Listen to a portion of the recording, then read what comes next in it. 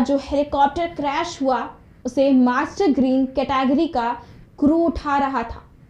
इसके बाद भी हेलीकॉप्टर क्रैश क्यों हुआ, इस सवाल के जवाब का इंतजार केवल सरकार को ही नहीं बल्कि आम जनता को भी था। इसकी जांच रिपोर्ट रक्षा मंत्री राजनाथ सिंह को सौंप दी गई है।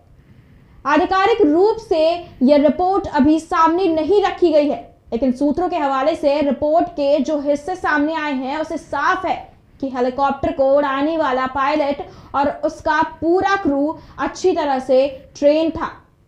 वह मास्टर ग्रीन कैटेगरी का था। तो फिर यह हादसा क्यों हुआ?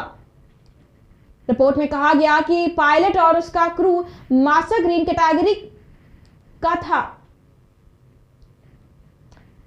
उन्हें भरोसा था कि वह हेलीकॉप्टर को खराब मौसम के बावजूद भी बादलों के बीच से निकाल ले जाएंगे, लेकिन तकनीकी या किसी वजह से पायलट का अंदाजा गलत साबित हुआ। इस रिपोर्ट को लेकर कुछ सुझाव दिया गया ताकि ऐसी घटना फिर कभी ना हो। जानिए रिपोर्ट में क्या सुझाव दिया गया है। भले ही वीवीआईपीएस के प्लेन या हेलीकॉप्टर को उड़ाने वाला पायलट मास्टर ग्रीन कैटेगरी का पायलट हो, लेकिन खराब वेदर या मुश्किल हालातों में एयर ट्रैफिक कंट्रोलर को उसे सलाह देने का अधिकार होना चाहिए। अगर एयर ट्रैफिक कंट्रोलर को लगता है कि पायलट के उड़ान भरने या लैंड करने के जजमेंट से वह संतुष्ट नहीं है तो वह फाइनल कॉल भी ले सकता है। मास्टर ग्रीन क्रू के साथ कुछ ग्रीन और कुछ व्हाइट कैटेगरी के स्टाफ को क्रू मेंबर के तौर पर रखा जा सकता है ताकि पायलट के डिसीजन पर वे भी अपनी राय रख सके। इस हादसे से पहले मास्टर ग्रीन कैटेगरी के पायलट और क्रू को उड़ान से जुड़े फैसले लेने का एकाधिकार प्राप्त था। Air traffic controller master green pilot और क्रू को वेदर संबंधित पूरी जानकारी मुहैया करवाता था, लेकिन वह डिस्ट्रेस कॉल भेजेगा या नहीं इसका फैसला पायलट करता था। बिपिन रावत की हेलीकॉप्टर क्रैश में हुई मौत के बाद आई रिपोर्ट में पायलट के इस एकाधिकार को समाप्त करने का सुझाव दिया गया है। इसके साथ ही पायलट के फैसले को प्राथमिकता दी जाएगी, पर इसमें दूसरी कैटेगरी के पायलट और एयर ट्रैफिक कंट्रोलर की सहमति भी शामिल करने का सुझाव है।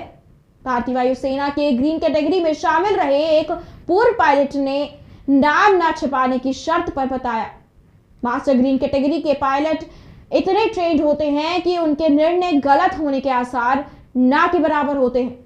हालांकि तकनीकी और मानवीय भूल के आसार तो हमेशा ही रहते हैं। अब ये तो रिपोर्ट पढ़ने के बाद ही पता चलेगा कि आखिर गलती किसकी थी, पायलट की या फिर कोई तकनीकी गड़बड़ी थी। मेरे हिसाब से इसे ओवर कॉन्फिडेंस कहना ठीक नहीं होगा। आपको बता दें कि मास्टर ग्रीन कैटेगरी में सबसे स्किल्ड और ट्रेंड पायलट होते हैं। ये ग्रीन कैटेगरी में रहने के बाद इसमें आते हैं।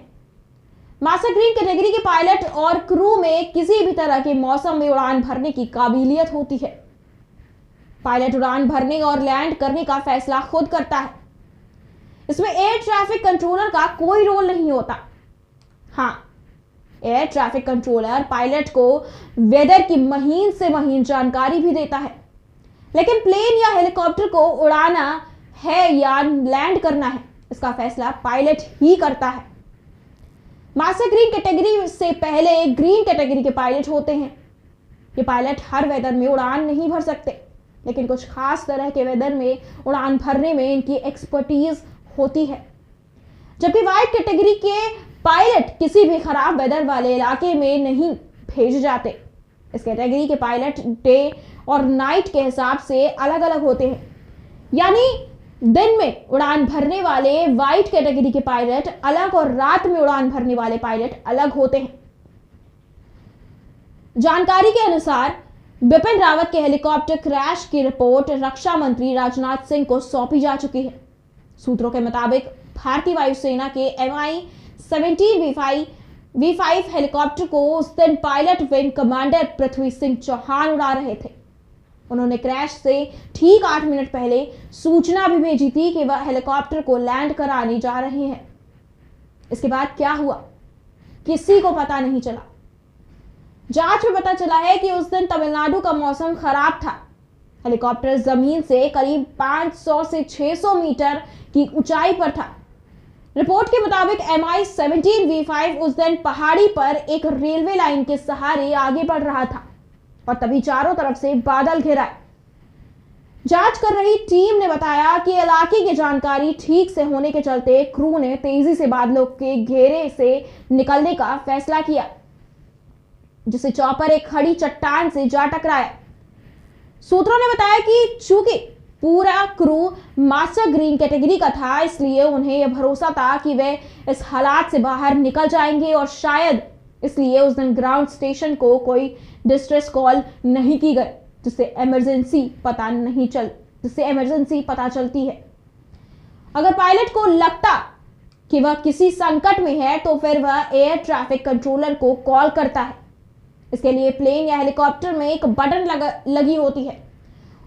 उसे पुश करते ही एयर ट्रैफिक कंट्रोलर और सबसे करीब के हवाई अड्डे में यह सूचना अपने आप पहुंच जाती है।